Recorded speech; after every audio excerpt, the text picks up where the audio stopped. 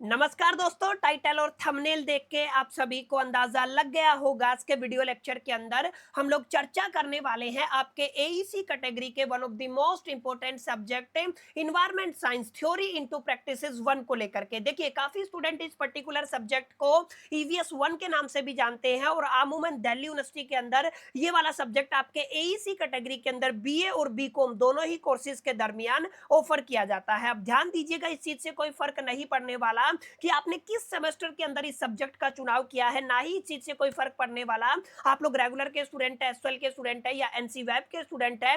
तमाम कैटेगरी के लिए न केवल इस पर्टिकुलर सब्जेक्ट का सिलेबस बल्कि आपका जो पेपर पैटर्न है वो भी सेम रहने वाला है। इसका मतलब सिर्फ आपको ये देखना है कि अगर आपके पास एईसी कैटेगरी के अंदर एबिलिटी इनहांसमेंट कोर्सेज के अंदर अगर आपके पास ईवीएस वन करके सब्जेक्ट है तो ये वाला वीडियो आप सभी के लिए काफी अहम, इंपॉर्टेंट और जरूरी होने वाला है, क्योंकि मैं आप सभी के लिए लेके आया हूं आपके सीबीसीएस और एनईपी के 10 ईयर के पीवाईक्यूज को एनालिसिस करने के बाद इस पर्टिकुलर सब्जेक्ट के एंटायर सिलेबस के वो 20% टॉपिक्स जिनको अगर आप लोग प्रिपेयर कर लेते हैं तो आप लोग डेफिनेटली इजीली अपने फाइनल एग्जामिनेशन के अंदर मोर देन 80% सिक्योर कर सकते हैं। जी हां, आप लोगों ने बिल्कुल सही सुना। यहां पर केवल आप 20% को पढ़ करके 80% से ज्यादा सिक्योर कर सकते हैं। तो उम्मीद करता हूं आप सभी इत्मीनान से इस वीडियो लेक्चर के दरमियान मेरे साथ आखिरी तक बने रहेंगे। और हाँ, अगर आपको ये वीडियो हेल्पफुल लगता है, कंटेंट यूजफुल लगता है, तो इस वीडियो को लाइक करके अपने तमाम दोस्तों के साथ शेयर जरूर करेंगे। तो विदाउट वेस्टिंग द टाइम चलिए शुरू करते हैं।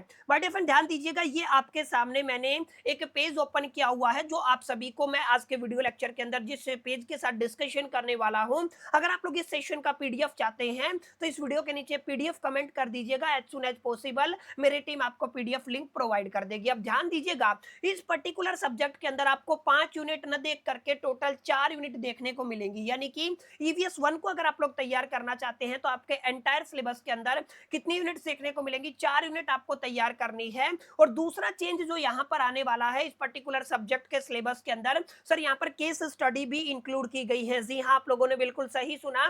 यहाँ पर केस स्टडी से रिलेटेड भी क्वेश्चन आपके फाइनल एग्जामिनेशन के अंदर देखने को मिलेगा। लेकिन अगर आप लोग ध्यान देंगे तो केवल 50% यूनिट के अंदर आपकी केस स्टडी डाली गई है। यानी कि टोटल 4 यूनिट है। 4 यूनिट के अंदर अगर आप लोग देखेंगे लास्ट की 2 यूनिट है, यानी कि यूनिट नंबर 3 और यूनिट नंबर 4, उनके अंदर आपको कुछ कुछ केस स्टडी है जिनको आज के वीडियो लेक्चर के अंदर हम लोग डिस्कस कर लेंगे। अगर आप लोग उन केस स्टडी को बना के चले जाते हैं तो कोई ना कोई एक केस स्टडी आपको आपके फाइनल एग्जामिनेशन के अंदर देखने को मिल जाएगी। आई होप कि ये दोनों चीजें आपको क्लियर हो गई होंगी। अब यहाँ पे आते हैं, अपने इंपॉर्टेंट टॉपिक्स को डिस्कस करते हैं। तो ध्यान दीजिएगा, यहाँ पर आई थिंक मेरी स्क्रीन विजिबल होगी, तो यहाँ पे ध्यान दीजिएगा।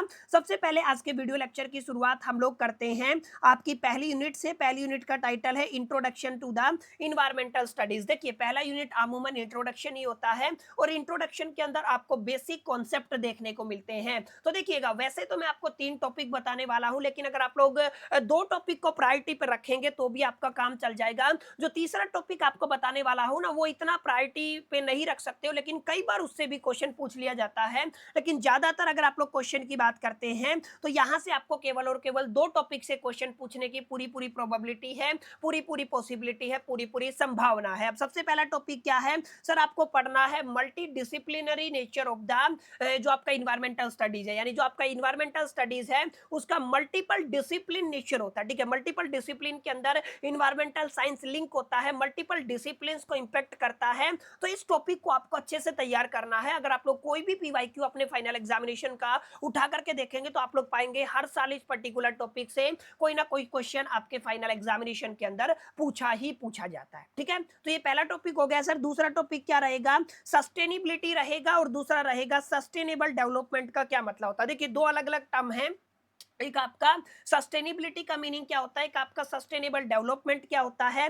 इससे भी हर साल एक पर्टिकुलर क्वेश्चन आपके फाइनल एग्जामिनेशन के अंदर यूनिट 1 से पूछा जाता है। तो आप लोग मेक श्योर करके इन दोनों टॉपिक्स को अच्छे से तैयार कर लीजिएगा। इसके अलावा एक टॉपिक आपका रहेगा जिसको आप लोग कहते हैं कंपोनेंट ऑफ द इन्वायरमेंट। याद रखिएगा, कंपोनेंट ऑफ इन्वायरमेंट के अंदर जैसे आपका एटमोस्फियर आ गया, आपका हाइड्रोस्फियर आ गया, लिथोस्फियर आ गया और बायोस्फियर आ गया। यानी कि इनमें से भी कई बार एक क्वेश्चन आपके फाइनल एग्जामिनेशन के अंदर पूछा ही पूछा जाता है। लेकिन ध्यान दीजिएगा, इन दो टॉपिक को आपको फर्स्ट प्रायोरिटी पे रखना है अगर आप लोग चाहते हैं यूनिट 1 से कोई भी क्वेश्चन आपका फाइनल एग्जामिनेशन के अंदर न छूटे। और अगर आपके पास अच्छा खासा समय है, यानी कि आपके पास 10-15 दिन अभी बचे हुए हैं फाइनल एग्जामिनेशन के अंदर, तो डेफिनेटली आप जरूर जरूर कंपोनेंट्स ऑफ इन्वायरमेंट को भी करके जाइएगा। और मैं आपको यहाँ पे ये भी बताता चलूं, आपका सबसे छोटा यूनिट पहला यूनिट रहने वाला है।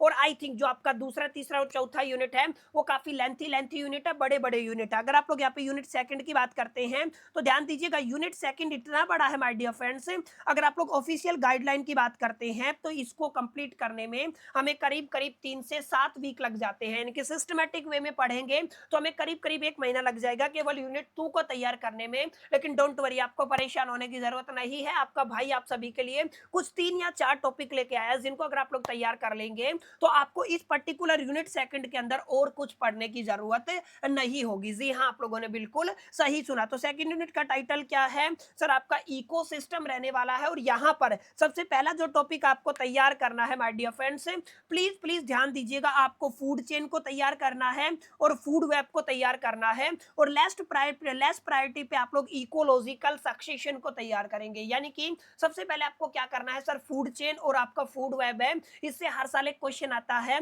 साथ साथ लगे हाथ तो आपको क्या कर लेना है? आपका इकोलॉजिकल सक्सेशन को भी तैयार कर लेना है। अब आगे देखिएगा, एक टॉपिक आपका है ecological pyramids and the homeostasis, इसको आपको तैयार करना है। ये भी आपका टॉपिक कई बार आपके फाइनल एग्जामिनेशन के अंदर पूछा जाता है। इसके अलावा आपको टाइप ऑफ इकोसिस्टम के अंदर देखिए अलग अलग इकोसिस्टम है। आपका टंड्रा का अलग है, फॉरेस्ट का अलग है, ग्रासलैंड का अलग है, डेजर्ट का अलग है, एक्वाटिक अलग है। तो सबसे पहले मैं आपको कहूंगा टंड्रा वाला कीजिएगा। सेकंड पे आपको क्या करना है? एक्वाटिक पे करना है। बाकी आपकी चॉइस रहेगी, अगर आप लोग डेफिनेटली पढ़ना चाहते हैं तो पढ़ सकते हैं। लेकिन अगर आप लोग यहाँ पे ध्यान देंगे तो अगर आप लोग रिपीटेशन की बात करते हैं तो आपके फाइनल एग्जामिनेशन के अंदर आपको फूड चेन से क्वेश्चन देखने को मिलता है, फूड वेब से क्वेश्चन देखने को मिलता है। टाइप ऑफ इकोसिस्टम को जरूर पढ़िएगा। और इकोसिस्टम के अंदर आप लोग टंड्रा प्लस में मैंने क्या बताया, आपका जो एक्वाटिक है उसको तो आपको बिल्कुल भी स्किप नहीं करना, ठीक है। इसके अलावा जो आपका इकोलॉजिकल पिरामिड्स हो गया और जो आपका होम्योस्टेटिस हो गया, इसको भी आपको तैयार करना है। अगर आप लोग केवल और केवल इन 3 टॉपिक को तैयार कर लेते हैं तो इतना मैं आपको श्योरिटी दे सकता हूं, कोई भी क्वेश्चन इन 3 टॉपिक से आपको आपके फाइनल एग्जामिनेशन के अंदर आउट देखने को नहीं मिलेगा। हर साल यही क्वेश्चन रिपीट होते हैं और इस बार भी पूरी संभावना बन रही है, पूरी पॉसिबिलिटी बन रही है कि इन्हीं 3 टॉपिक से आपके फाइनल एग्जामिनेशन के अंदर कोई ना कोई एक क्वेश्चन फंस जाएगा, ठीक है। तो my dear friends, it's all about the unit number 2। उम्मीद करता हूं यूनिट नंबर 2 का क्लैरिटी आपको मिल गया होगा, समझ में आया होगा यूनिट नंबर 1 और यूनिट नंबर 2 के अंदर किन किन चीजों को आपको पढ़ना है, ठीक है। इसी तरीके से यूनिट नंबर 3 और यूनिट नंबर 4 के इंपॉर्टेंट टॉपिक्स को डिस्कस करेंगे। और यूनिट नंबर 3 और यूनिट नंबर 4 के अंदर आपको काफी सारी केस स्टडीज दी गई हैं, उनके अंदर से मैं 2-2, 3-3 केस स्टडी बताऊंगा, जिनको तैयार कर लेंगे तो मैं इतना श्योरिटी अगेन आपको दे सकता हूं कि उनमें से एक केस स्टडी आपके फाइनल एग्जामिनेशन के अंदर आपको देखने को मिल जाएगा। अगर आप लोग यूनिट नंबर 3 की बात करते हैं तो यूनिट नंबर 2 के कंपैरिजन में यूनिट नंबर 3 और भी बड़ा रहने वाला है। ध्यान दीजिएगा, अगर आप लोग ऑफिशियल गाइडलाइन की बात करते हैं तो करीब करीब 8 से लेकर के 11 वीक का समय लगता है आपकी यूनिट नंबर 3 को तैयार करने में, जिसका टाइटल है नेचुरल रिसोर्सेज। ध्यान रखिएगा, क्या है आपका नेचुरल रिसोर्सेज है। और हर साल यहां से एक सवाल आपके फाइनल एग्जामिनेशन के अंदर पूछा जाता है। ध्यान दीजिएगा, आपको फर्स्ट प्रायोरिटी पे किसको रखना, देखिएगा फर्स्ट प्रायोरिटी पे अगर आप लोग बात करते हैं तो आपको यहाँ पे एनर्जी रिसोर्सेज के अंदर आ जाना है। ध्यान दीजिएगा, कहां पे आ जाना है? एनर्जी रिसोर्सेज के अंदर आ जाना है। और एनर्जी रिसोर्सेज के अंदर अगर आप लोग माय डियर फ्रेंड्स बात करते हैं, जस्ट ए मिनट, अगर आप लोग एनर्जी रिसोर्सेज की बात करते हैं तो यहाँ पे सबसे पहले आपको क्या पढ़ना है सर? सबसे पहले आपको पढ़ना है energy contents of the coal and petroleum, ठीक है। कोल एंड पेट्रोलियम वाला टॉपिक आपको पढ़ना है। उसके बाद आपको agro residues and the biomass energy sources को पढ़ना है। अलोंग विद आपको पढ़ना है renewable and the non renewable resources, ठीक है। ये कुछ ऐसे टॉपिक है जिनको आपको बिल्कुल भी स्किप नहीं करना है।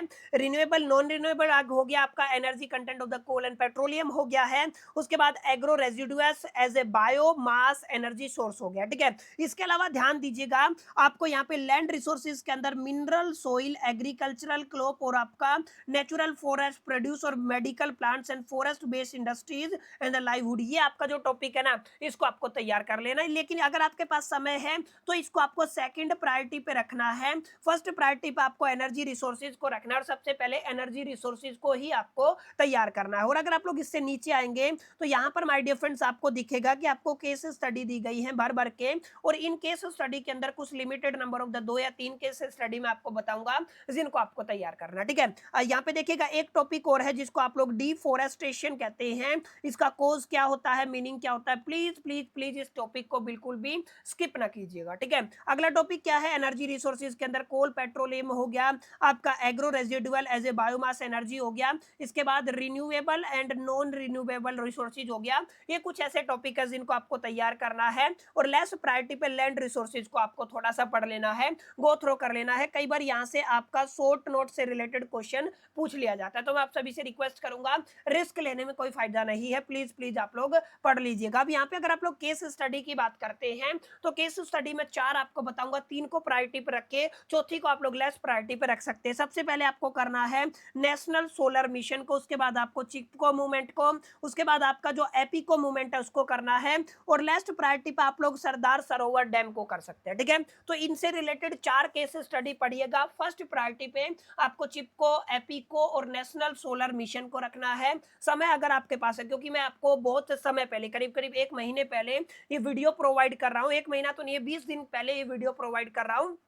तो डेफिनेटली आपके पास अच्छा खासा समय रहेगा, आप लोग इसको तैयार कर सकते हैं। अच्छा, काफी बच्चों को ये डाउट रहेगा कि सर इनको पढ़े कहाँ से, हमें कोई ऐसा चैनल बता दीजिए, ऐसा चैनल सजेस्ट कर दीजिए जहां पर हम एक सिस्टमेटिक वे में नोट्स भी अवेल कर पाए और वो तमाम कंटेंट पढ़ पाए जिनके फाइनल एग्जामिनेशन में आने की पूरी पूरी प्रोबेबिलिटी है, पॉसिबिलिटी है। तो अगर आप लोग रेगुलर क्लासेस चाहते हैं तो इस वीडियो के नीचे कमेंट कीजिएगा, मेरे को अच्छा खासा रिस्पॉन्स मिलता है तो मैं आप सभी के लिए डेडिकेटेड वन शॉट ले आऊंगा जहां पर आप लोगों को हर साल की बात ही वो तमाम इंपॉर्टेंट क्वेश्चंस मिल जाएंगे जिनके अंदर से आपका फाइनल एग्जामिनेशन का करीब करीब 85% एज इट इज पेपर आपको देखने को मिलेगा। बस शर्त ये है इस वीडियो के नीचे आप सभी का अच्छा खासा रिस्पांस मेरे को मिलना चाहिए। बहरहाल उम्मीद करता हूं आपको समझ में आया होगा यूनिट नंबर 3 के अंदर कौन कौन सी केस स्टडी करनी है और आपको कौन कौन से इंपॉर्टेंट टॉपिक्स करने हैं। अब आगे बढ़ते हैं और लास्ट यूनिट के ऊपर डिस्कस करते हैं। ये उससे भी बड़ा यूनिट, अगर आप लोग गाइडलाइन के अकॉर्डिंग बात करते हैं, करीब 12 से 15 वीक का टाइम पीरियड इसके लिए दिया जाता है। यूनिट नंबर 4 है और इसका टाइटल क्या है माय डियर फ्रेंड्स, आपका environmental pollution and the control, ठीक है ना। इन्वायरमेंटल पोल्यूशन क्या होता है और उसको किस तरीके से आप लोग कंट्रोल कर सकते हैं, इसके बारे में ये वाला यूनिट रहने वाला है। अब ध्यान दीजिएगा, यहाँ पर अगर आप लोग बात करते हैं तो सबसे पहला टॉपिक जो मैं आपको सजेस्ट करूंगा सर वो आपका सॉलिड वेस्ट मैनेजमेंट रहेगा, जहां से हर साल एक क्वेश्चन आता है। सबसे पहले आपको पढ़ना है control measures of various type of the urban, इसको आपको पढ़ना है। उसके बाद आपको पढ़ना है एक टॉपिक आपका, मैं इसको थोड़ा सा हाईलाइट कर देता हूं, ये आपका क्या है, हैजार्डस वेस्ट रहेगा, और सेकंड क्या रहेगा, ई वेस्ट रहेगा, और इसके अलावा आपका क्या रहेगा, waste segregation and the disposal. ये कुछ ऐसे टॉपिक है जिनको अगर आप लोग तैयार करते हैं तो लाइफ जस्ट लाइक जिंगा लाला, इनसे ही कोई ना कोई क्वेश्चन आपको यहाँ पे रिपीट होता हुआ दिखाई देगा। इसके अलावा अगर आपके पास समय रहता है, समय आपको इजाजत देता है, तो आपको यहाँ पे nuclear hazard and the human health जो आपका रिस्क है इसको पढ़ लेना है। और इसमें अगर आप लोग ध्यान देंगे ना तो यहाँ पे माय डियर फ्रेंड्स आपको एक यूनिट दिया गया है